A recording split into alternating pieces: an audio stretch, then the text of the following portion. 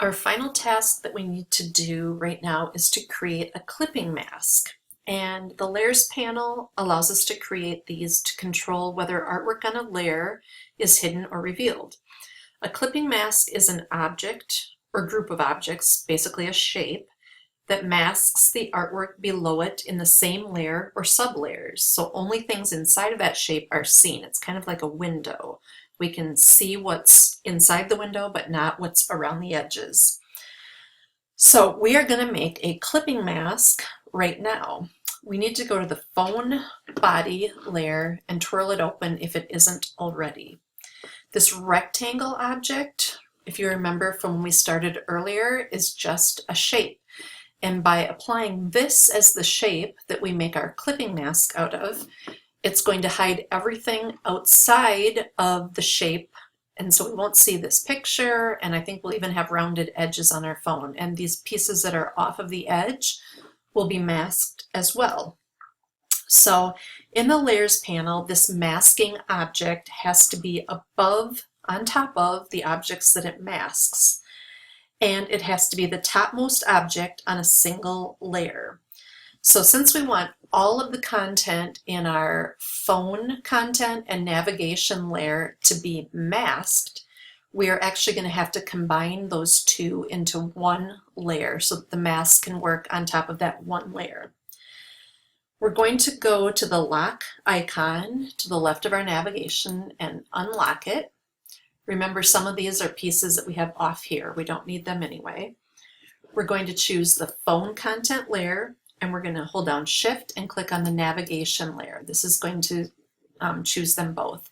If you want to twirl the content layer closed, you can do that as well, but we've Shift clicked it to select both of these two layers.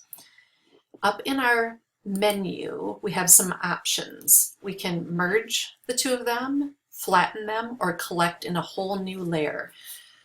Merging will push them all into one layer, and we may or may not want that in the future. Flatten is going to take everything down, and that's a good option when you send artwork out and you don't want anybody to accidentally mess with it or tamper it or anything else. But for now, we're just going to collect those two in a brand new layer. So click on that one. And it says now layer 7, or that's what mine happened to be. And we're going to double click on this name and give it something much better. We're just going to call this the phone. And hit return to accept that. And twirl that open, and we can see that we do have our two pieces in here, navigation and phone content.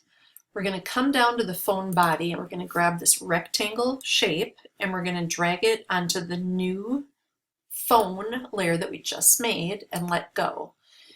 And because it's last, it's going to go to the top. If for any reason it was elsewhere, you just need to move it up and down in this stack. The shape has to be at the top of the stack, and things under it will be masked. So we're now going to show this layer content like we already did, and we're going to make sure that the phone layer is highlighted, and then we're going to come down to our icons at the bottom, and this one looks like two squares and the center of them is dark.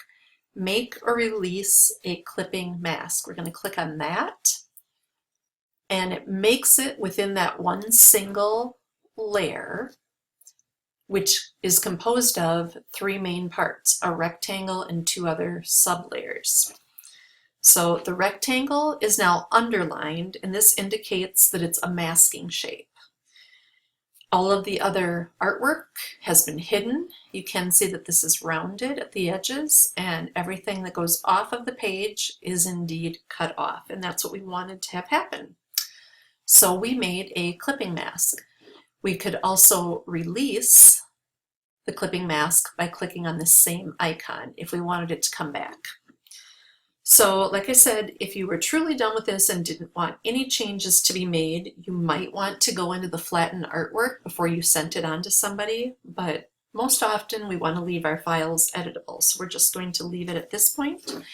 We're going to do a file save as, and this is the end of the chapter 10 layers demonstration, END, but you also learned how to create a clipping mask. So your first big project is going to put together everything that you've learned up to this point, and I'll talk about that in our final video.